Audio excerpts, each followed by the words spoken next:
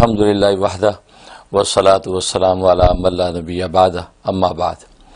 آج ہم گفتگو کریں گے سورہ یوسف پر۔ سورہ یوسف پہ۔ سورہ یوسف یہ تدوینی اعتبار سے 12ویں نمبر کی صورت ہے جی، اور نام اس کا سورہ یوسف اس لیے رکھا گیا کہ اس میں یوسف علیہ السلام کا ایک شاندار قصہ موجود ہے، اچھا اچھا، اور جس کو خود قرآن کریم نے احسن القصص فرمایا کہ اس تمام قصوں میں سے سب سے حسین ترین قصہ یوسف علیہ السلام کا ہے، جی، اور اس کی 111 آیات ہیں، اور یہ مکی صورت ہے، یعنی ہجرت مدینہ سے پہلے نازل ہوئی ہے۔ جی، اور جیسے کہ میں ترتیب وار عرض کرتا آ رہا ہوں کہ سورہ فاتحہ میں ہدایت مانگی گئی تھی، اور ہدایت عطا کرنے کا طرز اور سلیقہ بتایا تھا کہ جو ہدایت یافتہ ہیں ان کے دامن سے وابستہ ہو جائیں، اور وہ 4 طرح کے لوگ تھے: نبیین، صدیقین، شہداء اور صالحین۔ اور اس کے بعد جو سورہ بقرہ شروع ہوئی تو ہدایت کے مراحل جب سٹارٹ ہوئے ہیں تو ظاہر ہے کہ انسان کو بہیمیت اور حیوانیت سے نکال کے انسانیت کے مقام پر فائز کیا گیا، تو سورہ بقرہ نے وہ ساری ہدایات کے راستے بتائے۔ اور جب انسانیت کے مقام پہ انسان فائز ہو گیا تو انسان کے اندر نفس ہے، تو نفسانیت کا شکار ہو کر منزل کھو سکتا تھا، تو سورۃ آل عمران میں نفسانیت سے نکال کے معرفت الہیہ کی طرف عروج کر دیا۔ تو جب معرفت الہیہ مل گئی اور نفس کی تہذیب ہوگی، نفس مہذب ہو گیا، اب فرمایا کہ اب فیملی بناؤ، تو سورۃ نساء آ گئی تو عورتوں کے حقوق اور فیملی کا سٹرکچر بتا دیا گیا۔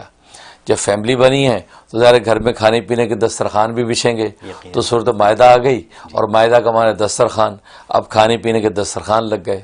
اب جب کھانے بیٹھے تو سوال اٹھا کہ کیا کھانا جائز ہے، کیا جائز نہیں ہے، تو سورۃ انعام آ گئی کہ بھئی یہ گوشت حلال ہے، یہ حرام ہے، یہ جانور کھا سکتے، یہ نہیں کھا سکتے، تو حلال حرام کی ترتیب آ گئی۔ اس احتیاط کے ساتھ بندہ مومن نے کھایا، کھا کے اپنی ضرورت پوری کی۔ جب ضرورت پوری کی تو حکم آ گیا فضیلت کا کام کرو، اور فضیلت کا کام یہ کہ جس نے یہ نعمتیں دی ہیں اس نعمت دینے والے منعم کا پتہ لوگوں کو بتاؤ، یعنی دعوت تبلیغ کے لیے نکل جاؤ۔ تو سورۃ اعراف آ گئی، سورۃ اعراف نے آ کے دعوت تبلیغ کا سلیقہ اور اصول و قواعد بتا دیے۔ اب یہ بندہ مومن دعوت تبلیغ کرنے نکل گیا، مرزوق کو اپنے راضی کا پتہ بتانے چل دیا۔ اب جب نکلا ہے تو ہر طرح کے لوگ ملے، کوئی اکھڑ دماغ ملے، کوئی سلیم و طبع ملے۔ اب اکھڑ دماغوں سے مڑ بھیڑ ہو گئی اور تو میں ہوئی۔ اب جب جنگ و جدال ہوا تو سورۃ انفال آ گئی کہ لڑنے کی بھی حدود ہیں، اور ان حدود میں رہ کے تم نے لڑائی کرنی ہے، اور اگر جہاد کی نوبت آ گئی تو جہاد کے اصول و قواعد کیا ہیں، تو ان حدود میں رہ کے تمہیں جہاد کرنا ہے۔ تو ایسا نہیں کہ بالکل انسان درندوں کی طرح یا ٹکرے مارنے لگے، تو انفال نے آ کے وہ حدود بتائیں۔ اب انفال میں ظاہر ہے کہ انسان جب وہ جنگ و جتال کی حالت میں جب ہے تو اپنے نفس کا محاسبہ نہیں کر سکتا کہ میں نے کسی کو کچھ زیادہ بول دیا، اس کا میں نے دل آزاری کر دی، یا اس پر میں نے ظلم تعدی کر دی ہے، تو اس وقت محاسبہ مشکل ہے۔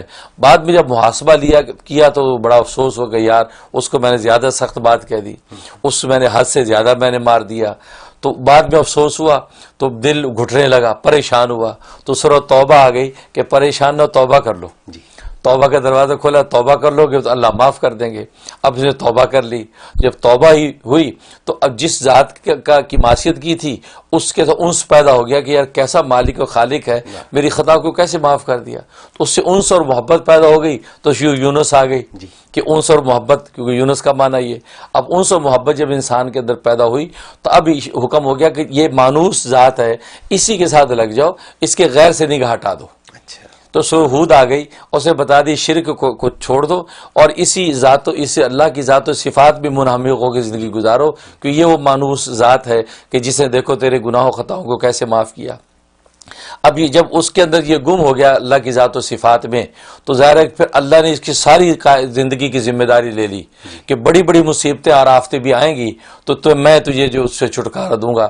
تو سورہ یوسف آ گئی کہ یوسف کے اندر بڑی بڑی مصیبتیں اور آفتیں جب ٹوٹی ہیں یوسف علیہ السلام پہ، حضرت یعقوب پہ، ان آفتوں مصیبتوں کو اللہ نے کیسے دور کیا، بڑے بڑے پہاڑ مصیبت کے ریزہ ریزہ کر دیے، کیونکہ یہ ظاہر ہے کہ وہ اللہ کی ذات پہ منہمک ہوئے۔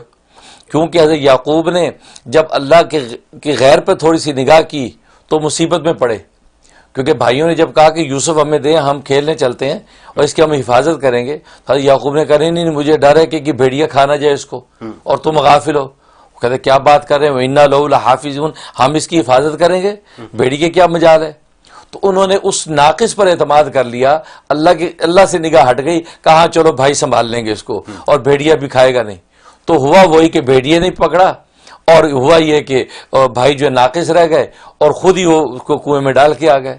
تو چونکہ اللہ سے نگاہ ہٹی یعقوب کی تو مصیبت میں پڑ گئے. تو 40 سال کی تقریباً جدائی رہی اور یوسف علیہ السلام جو ہے وہ ان کے پاس نہ مل سکے. لیکن پھر جب وہ وقت آیا کہ جب بنیامین دوسرے بھائی کو دینے کا وقت آیا تو اس وقت انہوں نے اس ناقص پر اعتماد نہیں کیا، اس کامل پر اعتماد کیا اور کہا کہ فاللہ خیر حافظ وہو ارحم الراحمین، میں اس اللہ کی حفظ و امان میں تمہیں دیتا ہوں. اچھا، تو اس یعنی اعتقاد اور یقین کا نتیجہ کیا نکلا کہ بنیامین تو واپس آ ہی آیا، یوسف بھی مل گیا اچھا، جو برسا بر سے گم تھا. تو اللہ پہ اعتماد کا نتیجہ یہ ہوا کہ اللہ نے اپنی حفظ و امان کا حق ادا کر دیا کہ یوسف بھی دوبارہ ملا دیا. پھر یوسف پر مصیبتیں آئیں، کیسی کیسی آزمائش، زلیخا کے اس کے اندر مصر کے اندر بیگمات مصر کی آزمائش آئی، زلیخا کی آزمائش ان پر ٹوٹی. 7 دروازے بند ہیں، اندر یوسف ہیں اور زلیخا کی دعوت گناہ ہے. تو وہاں اتنی بڑی آفت سے کیسے چھوٹیں گے؟ انہوں نے اپنے آپ کو اللہ کے سپرد کر دیا، اللہ کے غیر سے نگاہ ہٹا کے کہا دیا معاذ اللہ، میں اللہ کی پناہ میں اپنے آپ کو دیتا ہوں. تو اللہ نے آٹومیٹکلی دروازے کھول دیے اور یوسف دوڑتے چلے جا رہے ہیں، دروازے کھلتے چلے جا رہے ہیں. تو گویا کہ یوسف میں اللہ نے بتا دیا کہ جب اللہ کے ہو کے تم رہو گے تو پھر اللہ تبارک و تعالیٰ کیسے پھر تمہارا ہوتا ہے. تو 7 دروازے بھی بغیر ہاتھ لگائے کھلیں گے اگر تم گناہوں سے بچنے کا ارادہ کر لو گے. تو اس طریقے سے یوسف کے اندر یہ حقیقت بتا دی کہ اللہ کی غیر سے نگاہ ہٹاؤ گے تو کیسے اللہ مصائب کے پہاڑ ریزہ ریزہ کر دیں گے. اور اللہ کی غیر پہ نگاہ اگر پڑ گئی جیسے یعقوب نے ڈالی نگاہ تو نتیجہ کیا ہوا کہ بیٹے سے جدا ہوئے. پھر ان کو وہ منزل ملی کہ وہ پھر 24 گھنٹے یہ کہتے تھے انما اشکو بسی وحزن اللہ، میں اپنے غم اور فریاد اللہ کے دربار میں پیش کرتا ہوں، اللہ کی غیر سے میں نے نگاہ ہٹا دی. یہ وہ کامل ایمان ان کو پھر حاصل ہوا. تو یہ یوسف کا جو ہے یہ کامل ایمان کی بات، کامل ایمان، خالی اللہ پر اعتماد، اللہ پہ اعتماد، ہر بات میں اللہ پہ اعتماد. جو بھی کام کرنا وہ اللہ کے نام سے شروع کرو، اس پہ اعتماد کرو، اور اگر کوئی مسئلہ ہو تو اللہ کو یاد کرو، اللہ کو یاد کرو اور اللہ ہی سارے جو ہے مصائب کے جال کاٹیں گے. جی. جہاں تک اس کے فضائل و فوائد کا تعلق ہے تو لکھا ہے کہ اگر کوئی شخص اپنے عہدے سے معزول ہو جائے، نوکری اس کی ختم ہو گئی یا جو اس کو عہدہ اور پوسٹ ملی تھی اس سے وہ ہٹا دیا گیا، فائر ہو گیا، تو کہتے ہیں کہ اس صورت کو مسلسل 40 دن تک روزانہ تلاوت کرے اور اللہ کے حضور دعا کرے تو اللہ تبارک و تعالیٰ غیب سے ایسے اسباب بنا دیں گے کہ وہ دوبارہ اس عہدے پر بحال ہو جائے گا یا اس سے بہتر جو ہے عہدہ اس کو عطا کر دیا جائے گا.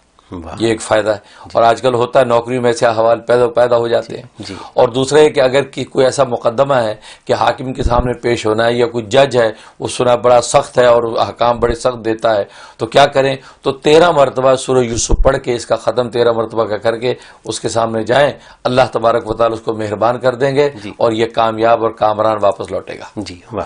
اور تیسرا فائدہ اس کا یہ کہ اگر چاہتے کہ اولاد نرینہ ہو یعنی بیٹا پیدا ہو تو حمل جب ٹھہر جائے تو عورت 4 مہینے تک مسلسل اس کی تلاوت کرے، روزانہ تلاوت کر کے پیٹ میں دم کرے اور پانی پی لیا کرے تو یقیناً بیٹا ہوتا ہے اور خوبصورت بغیر کسی ہر طرح کی بیماریوں سے سقم سے محفوظ جو ہے اللہ تبارک و تعالیٰ بیٹا عطا فرماتے ہیں. بہت یہ اس کے فضائل و فوائد.